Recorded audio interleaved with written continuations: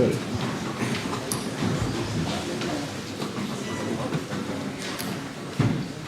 My name is Fred Litwin, and I manage the Free Thinking Film Society.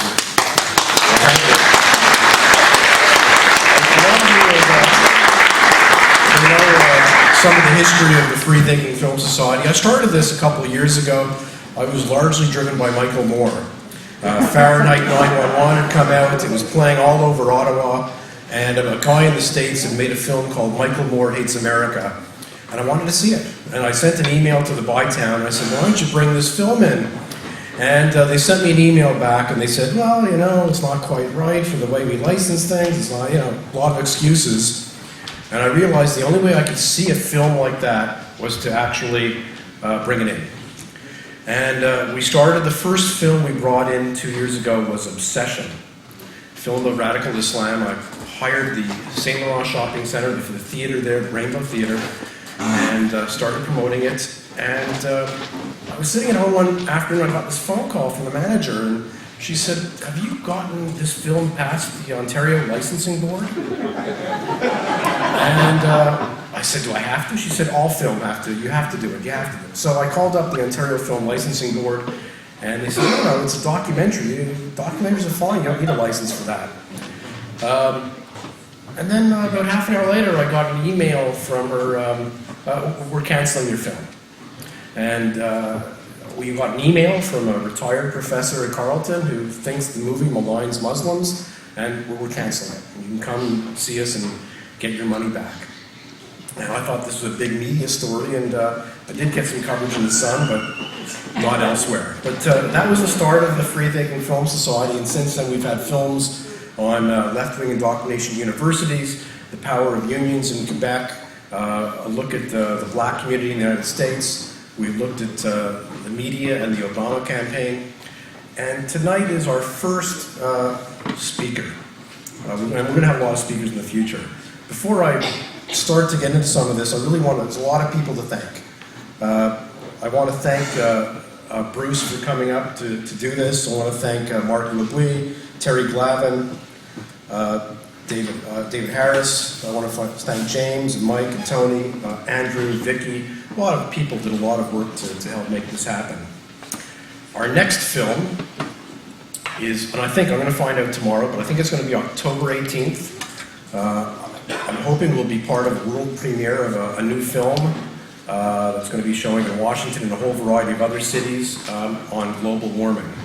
And hopefully we'll be part of that world premiere, but I'll know tomorrow.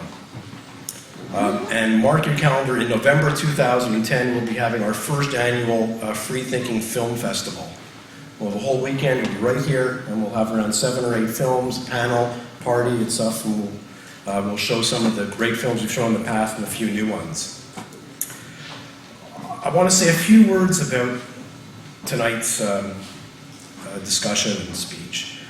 I organized this, I guess last May, June, to bring Bruce to Canada. I was very excited about it because I had read his first book on the topic, While Europe Slept, and I was happy that I had 3.5 months to do the publicity. It meant that I had a lot of time to contact the media, the newspapers, radio, television, and give them a lot of time to really think about this topic and organize things. And I got the publisher to give me 8 free copies of the book to give out, besides the ones that I bought on my own dime. And I went out, and my first target was, of course, the CDC. So I contacted the morning show, which is, and I've been on the morning show. They actually had me on as a guest to promote Indoctrinate You, and then our film, What Black Men Think. They'd actually given us some free promo slots for the film. So I was hopeful that with somebody as important as Bruce, that we would get some coverage. And the first producer I went to was away on maternity leave. And I went to another producer, and the voicemail says, contact this other producer, and she was away on maternity leave, and I finally got another producer who actually got on the phone and thought about it. And it took a couple of weeks before they said, no, it's not right for us because we're only about Ottawa. And I said, well, Bruce is coming to Ottawa. It's a big event. He's coming. No, that's not the kind of thing we do. I said, but I've been on your show for movies. No, it's not right for the morning show.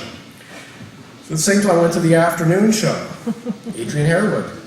And I actually got a producer who was interested. And they said, get us a book.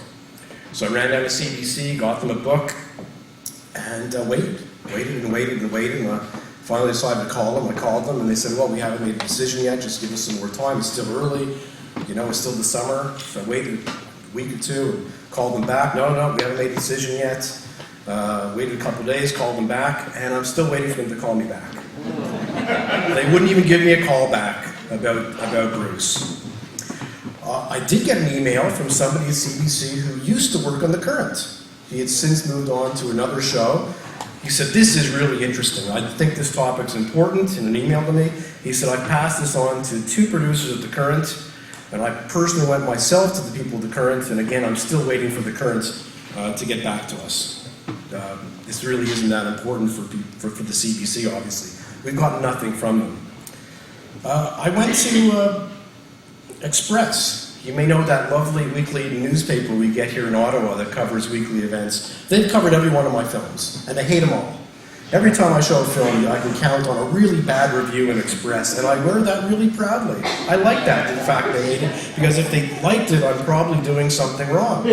So I emailed the editor, Cormac Ray, who I know. I've been to his office many times. He got back and said, yes, I'm very interested in covering this. And I emailed him back. I said, look, don't make this a right-left issue. This is not right or left. This is for all of us to be concerned about what's happening. And got him a copy of the book. And Express decided not to even pan Bruce, just to ignore Bruce. So nothing was an Express. I then, at the same time, I went to the gay media.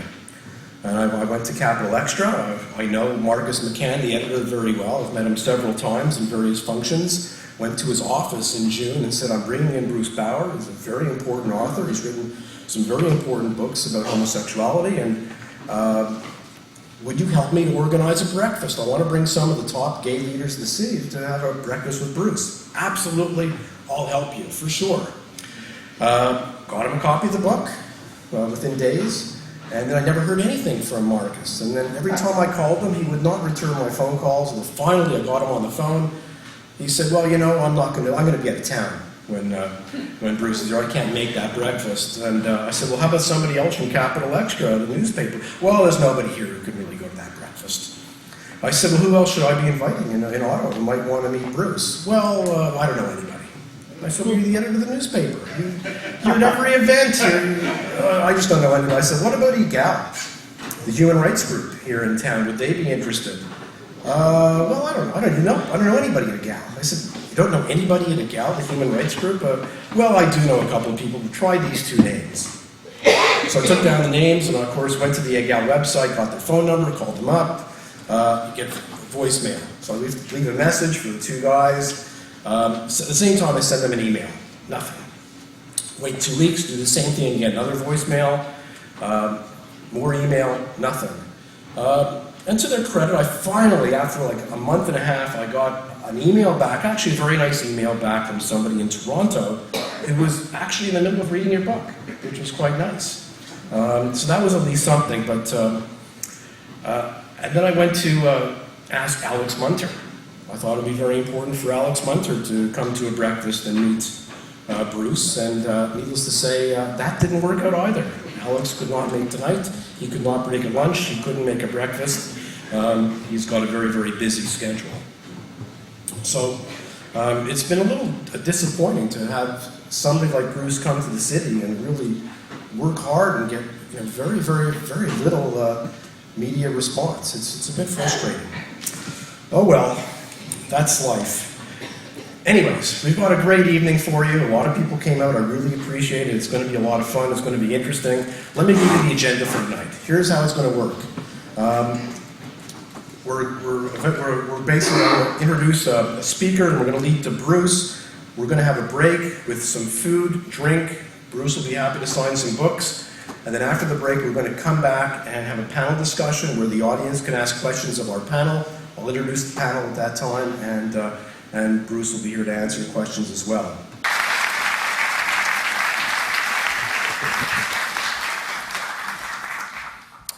Thank you, Mark. Thank you, Fred. Thanks, everybody, for coming. And from now on, I think I will insist that everybody call me Dr. Bawer.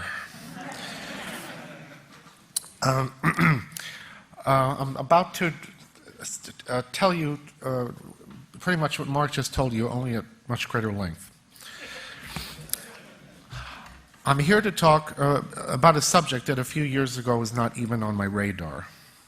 And I certainly never imagined that I would write a couple of books about. When I moved from New York to Europe in 1998, my plan was actually to write a book celebrating Amsterdam and the Netherlands. I had first visited the country a year earlier and had returned several times since.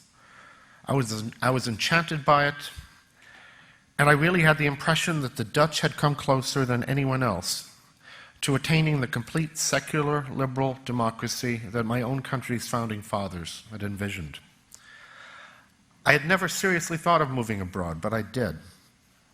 And within a few weeks of that move, I discovered that there was trouble in paradise. That indeed there was trouble throughout most of Western Europe. For when you strayed just slightly off of the tourist path, you found yourself in a different world. Now, I'm from New York City, so I know what a North American immigrant neighborhood looks like. My father grew up in one. Immigration made North America what it is. Out of the immigrant neighborhoods of New York came the men and women who created Hollywood, who wrote the Great American Songbook, and who made extraordinary contributions to modern science, technology, and much else. That's not what I'm talking about here.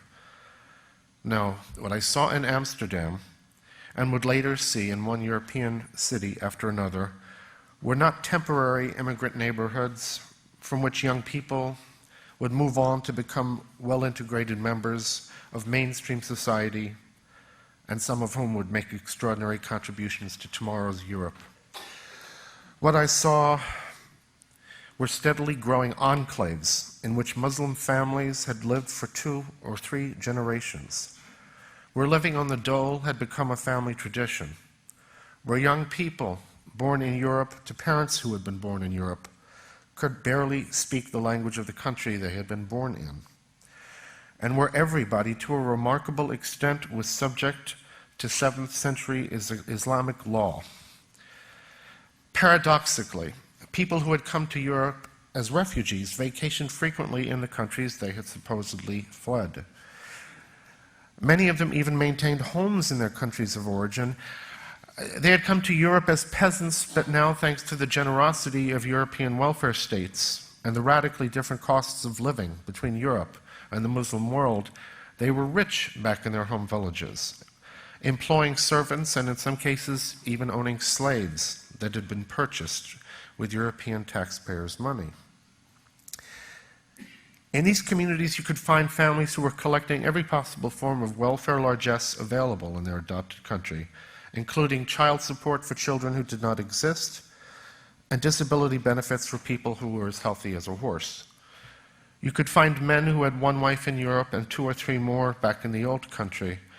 And you could find parents whose children were nowhere to be found because even though they were citizens of a European country, they were in fact attending madrasas thousands of miles away, where they learned about nothing but the Quran and Sharia law, certainly nothing about individual liberty, sexual equality, secular government, or critical thinking, except perhaps that all these things were utterly contrary to the will of Allah.